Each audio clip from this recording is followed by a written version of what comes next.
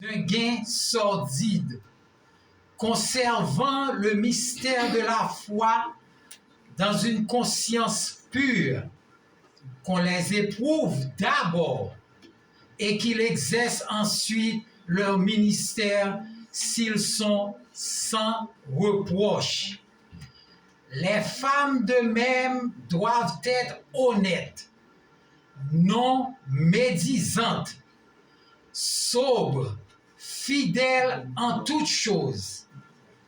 Les diacres doivent être maris d'une seule femme et diriger bien leurs enfants et leur propre maison.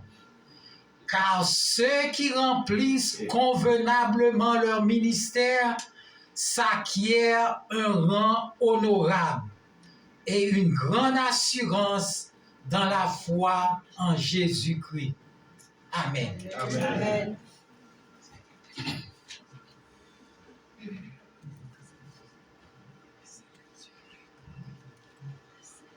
L'office du diaconat comme institution spirituelle a été créé par les leaders dans l'Église primitive pour éviter une éventuelle division quand discrimination de la distribution des dons avait causé dissensions et dissentiments parmi les croyants.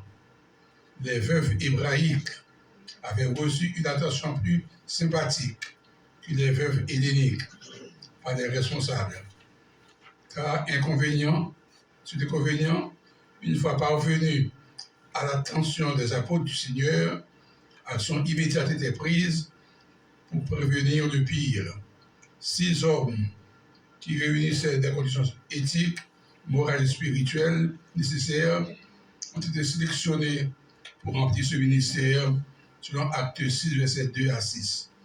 Plus tard, nous rencontrons l'apôtre Paul, instrument choisi par le Seigneur sur la route de Damas, pour commander la sœur Phébé comme diaconesse à l'église de Sancré, sur le Romains 16, verset 1er. On comprend donc dès lors que l'office du diaconat était constitué de diacres et de diaconesses. La première mission de l'office du diaconat est de donner une attention spéciale à ceux-là qui se trouvaient dans le besoin au sein de la congrégation. Car il ne doit pas avoir d'indigents parmi les croyants. Sur le Deutéronome 15, verset 4.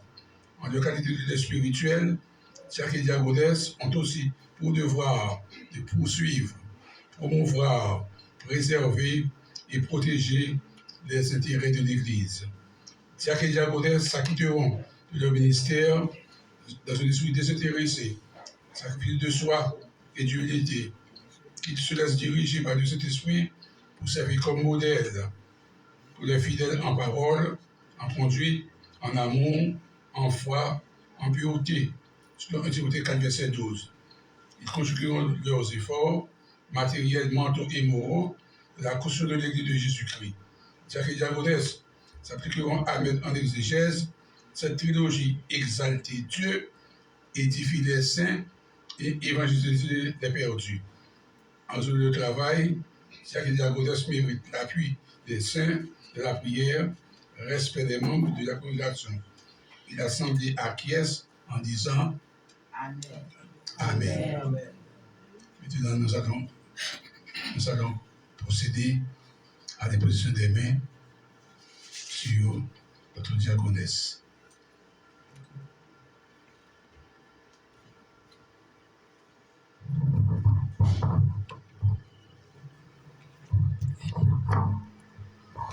L'examen de se mettre debout.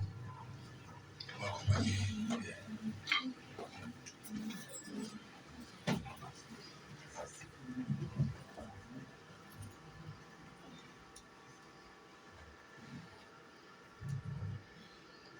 Dieu éternel, Dieu tout-puissant, Dieu souverain, toi qui as tissé ta servante dans le sein de sa mère, toi qui as donné sagesse à ta créature de sortir du sein maternel lorsqu'elle avait atteint le nombre de jours, toi qui l'as gardée, guidée jusqu'à ce jour, toi qui l'as sauvé par ta grâce et l'as appelé à ton service, nous te demandons, Seigneur Dieu, d'ouvrir les écluses des cieux pour répondre en abondance ta bénédiction sur ton enfant, ta fille, cette rachetée, la sœur, la merci, Matelier. Seigneur, nous imposons nos mains sur cette servante comme diaconesse de cette église. Nous te demandons, Seigneur Dieu, de la bénir dans son ministère, qu'elle soit en réalité une bénédiction pour cette église. Que sa vie soit, Seigneur Dieu, un modèle pour chacun de nous. Seigneur, bénis sa famille, bénis ses enfants, qu'ils puissent aussi suivre ses vestiges en marchant avec Jésus-Christ. Et un jour, Seigneur, elle pourra dire à l'instar de Josué, moi et ma maison, nous avons servi Dieu. Et Seigneur, nous te demandons de bénir le ministère de la sœur La Merci au sein de cette église, comme diaconesse de cette église. Que par son instrumentalité, toutes les âmes s'ajoutent à ton église. Qu'elle, Seigneur Dieu, se mette au travail, donne à ta servante de la santé spirituelle, la santé morale, la santé physique, pour accomplir sa tâche chaque jour devant toi. Nous te prions, Seigneur Dieu, de bénir cette église, de continuer à bénir cette église avec des ouvriers et des ouvrières. Donne-nous comme leaders de travailler ensemble comme une équipe spirituelle pour te glorifier, pour t'exalter, pour édifier les saints et évangéliser le monde. Nous te demandons toutes ces grâces au nom de Jésus-Christ, notre seul et bien-aimé Sauveur. Amen.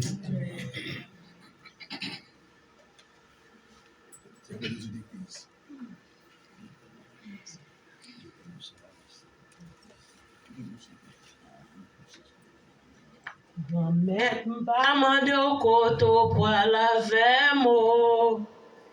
C'est où qui relève. Ou dit moi suivre.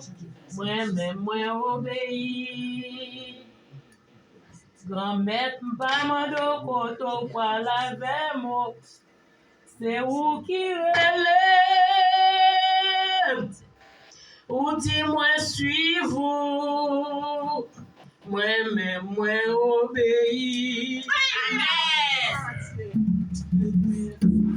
Amen, amen, amen,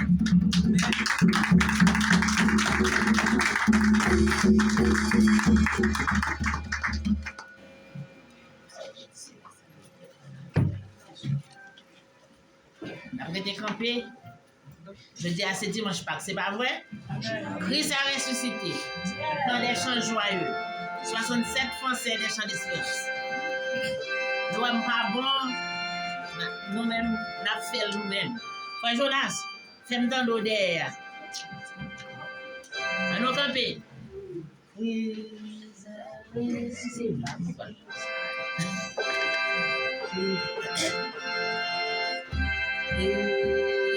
Allez, Christ est ressuscité.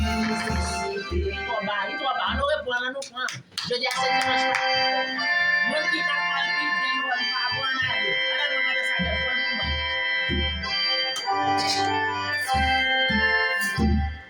On a besoin de ressuscité. Sois des gens joyeux. Sois triomphe à toutes. Sois exalté. À toi la gloire et l'honneur. Au sauveur, au puissant rédempteur. Du sépulcre, tu sortis vainqueur. Prince de vie, prince de paix. Gloire à toi, gloire à toi, gloire à toi, gloire à jamais. Christ est ressuscité, cherche-lui toujours. Au peuple racheté, force et secours.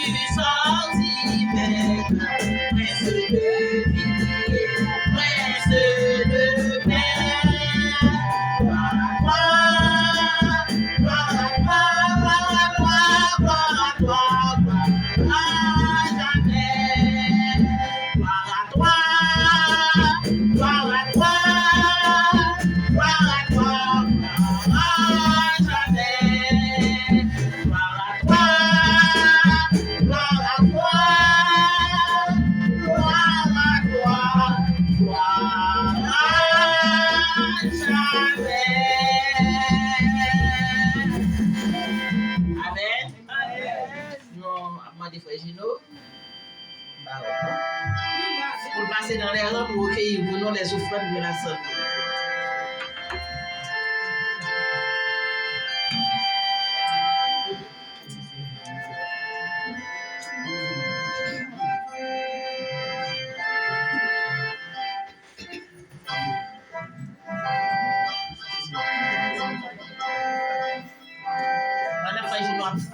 Ramasser, on continue à chanter. De Canaan, quand vers nous le céleste rivage, vers le Jourdain, entendez-vous, Christ nous appelle tous, près de lui nous partage à l'abri de l'orage, nous pourrons chanter à jamais le cantique de paix. Oh, quel parfait bonheur, quel bonheur, quel bonheur. Oh, quel parfait bonheur, après tant de labeur, pour toujours réunis, l'Église en sa patrie, adorera, alléluia, gloire à toi Jéhovah. Merci de gloire, Père racheté, le Christ est roi, la gloire, par sa vertu ressuscité, il dit pour ses bontés, célébrons sa victoire, son œuvre expiatoire, autour de son trône avec eux, nous lui rendons nos vœux. Oh, quel parfait bonheur, quel bonheur, quel bonheur. Oh, quel parfait bonheur, après tant de labeur, pour toujours réunis, l'Église en sa patrie, adorera, alléluia, gloire à toi Jéhovah. Oh, quel parfait bonheur, quel bonheur, quel bonheur. Oh, quel parfait bonheur, après tant de labeur.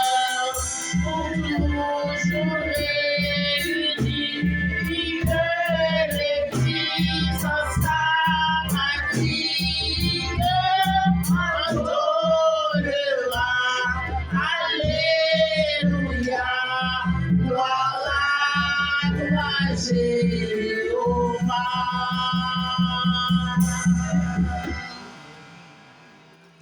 On a disposé que nous pour entendre le message de la parole avec serviteur non pasteur Cadet.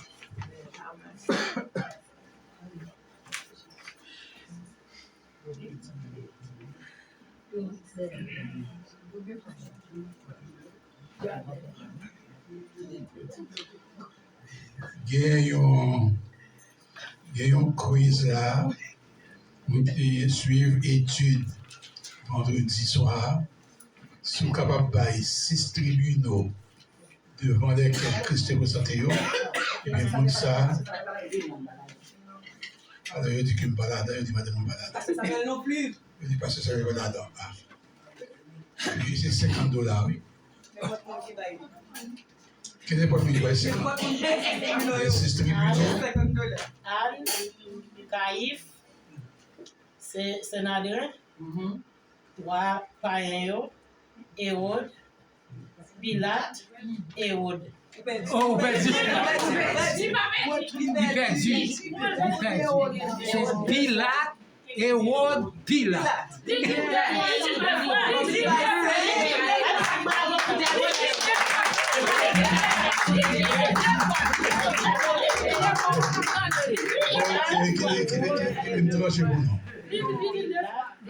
Oui, il dit Hérode 2 fois. Non, c'est Pilate. Ok, tu peux répéter, c'est Anne, Caïphe, Sanhédrin, Pilate, Hérode, Pilate.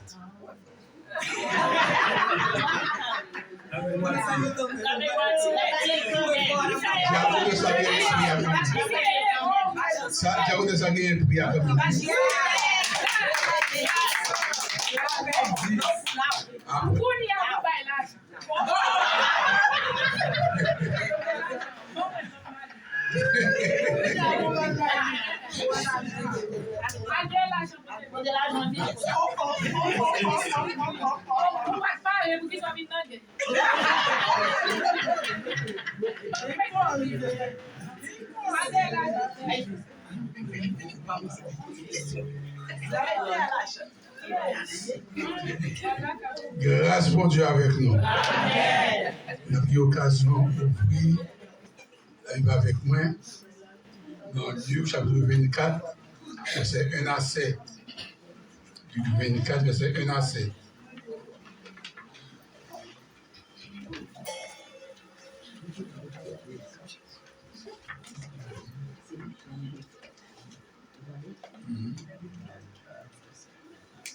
Luc 24, verset 1 à 7. Sujet pour message aujourd'hui, la résurrection de Christ est un événement historique extraordinaire. La résurrection de Christ est un événement historique extraordinaire. C'est là qui est sujet pour message aujourd'hui. Il y a une théologie moderne qui expliquait comment l'adversaire numéro 1 de Jésus était réjoui avec la côte de Clio vendredi de la crucifixion. Il fait un grand festin et il dit tu l'es réellement mordu au talon. Mais tôt le matin, le premier jour de la semaine, Yom Rizon le dimanche, l'adversaire est déçu, dévasté, après avoir reçu la nouvelle de la résurrection du Messie. Yom Rizon, ce jour de la semaine, marque un point tournant dans l'histoire théotique de l'humanité. En célébrant la résurrection de notre Seigneur Jésus-Christ, ce matin, on comprend qu'on célèbre le prince de vie, les prémices de ceux qui sont morts. Cette résurrection démentit formellement la pensée du philosophe grec Théocrite quand il dit Dum spiro spero. Car quand on cesse de respirer dans cette vie ou dans le monde physique, on continue à vivre dans notre vie, dans le monde métaphysique. Le jour de cette résurrection est un jour extraordinaire. chose tellement extraordinaire, les 4 évangélistes ont fait allusion à lui-même. On a regardé 4 versets. On a regardé Matthieu 28, verset 1er, Marc 16, verset 2, Luc 24, verset 1er, Jean 20, verset 1er.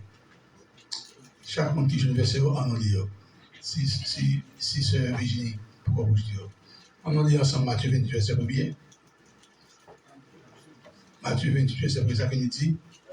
Après le sabbat, à l'aube du premier jour de la semaine, Marie de Magdala et toute Marie allaient rendre les sépulcres. À l'aube du premier jour de la semaine. Marc 16, verset 2. Ça qu'il dit. Marc 16, verset 2. Le premier jour de la semaine, elle se rendit au sépulcre le grand matin, comme le soleil venait de se lever. Le premier jour de la semaine, Luc 24, verset 1er. C'est ce que nous avons dit. Le premier jour de la semaine, elle se rendit au sépulcre le grand matin, portant les aromates qu'elle avait préparés et quelques personnes les attendaient. Jean 20, verset 1er. Jean 20, verset 1er. Le premier jour de la semaine, Marie de Magdala se rendit au sépulcre dès le matin, comme il faisait encore obscur, et elle vit que la pierre était ôtée du sépulcre. Vous voyez les 4 évangiles, les 4 évangélistes, Matthieu, Marc, Luc et Jean, ils ont tous commencé avec le premier jour de la semaine. Le premier jour, c'est un jour extrêmement important, un jour extraordinaire. Récit mémorable et émouvant. L'humanité va se réveiller pour assister à un événement extraordinaire. Ce premier jour de la semaine. C'est des jours différents des autres jours. L'humanité est assistée à la ressuscitation de Lazare qui fait écho. Jésus-Christ a tourné à la vie. Mais Lazare n'a pas ressuscité. C'était une ressuscitation que le monde qui travaille dans le champ médical, il fait jeudi à tout. On a tombé dans le coma dans le main, puis comme médecin, comme infirmière, eh bien, on fait son capable, on fait mon nom, retourner à la vie. Lazare est ramené à la vie. Ce homme raison, il va dissiper le désespoir pour le remplacer par l'espoir. Ce premier jour de la semaine, il est éclipsé la philosophie grecque et la philosophie naturelle. La philosophie grecque déclarait, selon Théocrite, il y a espoir pour ceux qui vivent, mais pour ceux qui sont morts, il n'y a plus d'espoir. Ecclésiaste 9, verset 4, philosophie naturelle. Ecclésiaste 9, verset 4, ça que dit. Ecclésiaste chapitre 9, et le verset 4. Pour tous ceux qui vivent, il y a de l'espérance, et même un chien vivant vaut mieux qu'un homme mort. Donc, ça que sous garder, sous seulement garder sous philosophie naturelle là, la vie n'est pas digne d'être vécue. Si un chien vivant, il a plus d'importance. Donc, il n'y a pas son qui mourit. Mais en réalité, le jour de la résurrection, eh bien, il éclipsé cette philosophie naturelle. L'apôtre Paul, il a écrit des années plus tard, dans 1 Corinthiens 15, verset 19, 1 Corinthiens 15, verset 19, on le lit ensemble, à haute voix. 1 Corinthiens 15, verset 19. C'est ce qu'il dit. C'est dans cette vie seulement que nous existons. Nous sommes les plus malheureux de tous les hommes. Ça Paul déclaré, si espoir non, c'est seulement dans la vie sacrifiée, nous sommes qui vivent malheureux. Pour qui ça? Parce qu'en réalité, notre qui est là, et notre chrétien qui existe avant nous tout, généralement parlant, nous ne pouvons jamais posséder les biens de ce monde. Nous sommes qui malheureux. Vous savez que si c'est seulement dans la vie ça que nous avons espoir, donc nous sommes qui misérables pour toute existence. Non. Nous misérables non seulement dans cette vie, mais nous misérables également pour la vie dans l'au-delà. Alors la philosophie, il va être éclipsé par la théologie avec cette résurrection. De cette résurrection va émerger une nouvelle nation qui est l'Église de Jésus-Christ. Parce que Christ ressuscité, eh bien, ça qui est les semences essentielles là, il peut y avoir une naissance à une grande nation spirituelle qui est l'Église sur Amisim Yom Penteconta.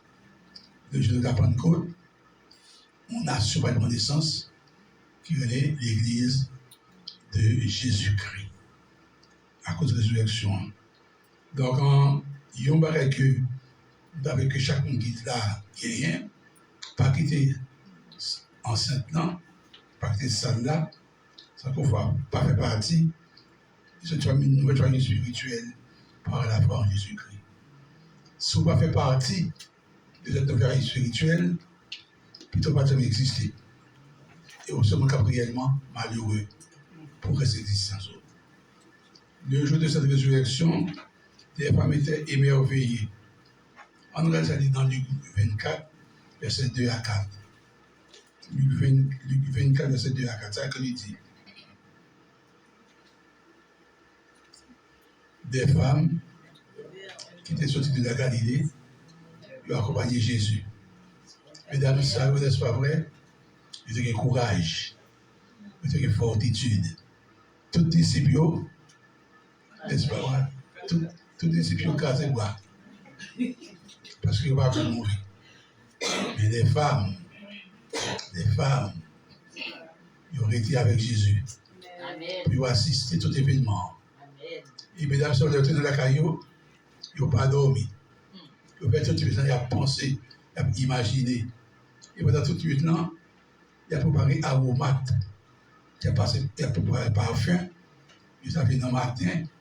Il va dire que quand Jésus-Christ sont entrés en décomposition, pour tomber en putréfaction, pour le sentir, pour que on ne va pas se retrouver derrière. Donc, mesdames, il faut préparer aromate. Parce que va dire que Jésus-Christ, il va dégager une mauvaise odeur. Même si nous je dis comme mesdames, dans l'église, il faut donc tellement un attachement, une dévotion, une consécration à Jésus-Christ, pour que le comportement nous, par pour ces pièces, c'est pour nous côté parfum, bon parfum. J'aime dire parfum, c'est pas parfum naturel, non. C'est conduite, non. Parole, non. Attitude, non. Action, non.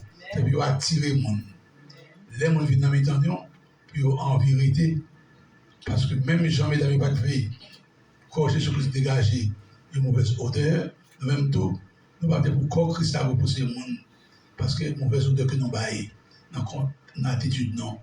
Dans la conduite, non. Dans le comportement, non. Et nous ne faisons pas le corps du Seigneur Jésus. Le surprise pour eux-mêmes. Naturellement, c'était jeudi, c'était jeudi à Christ est mort, 31 mars 2024. Ils ont enterré là. Nous tous là comme moi, ici, on a dit, eh bien, ils ont fait tourner zombie. Ils ont exhumé quoi? Ils ont dit, mes amis, ils étaient perplexes. Le verbe là, ils étaient perplexes, ils étaient confus, ils étaient sceptiques. Et puis, instruction que Christ a baillée, concernant sa résurrection, pas même faire surface dans l'esprit. Qui est nous arrivé?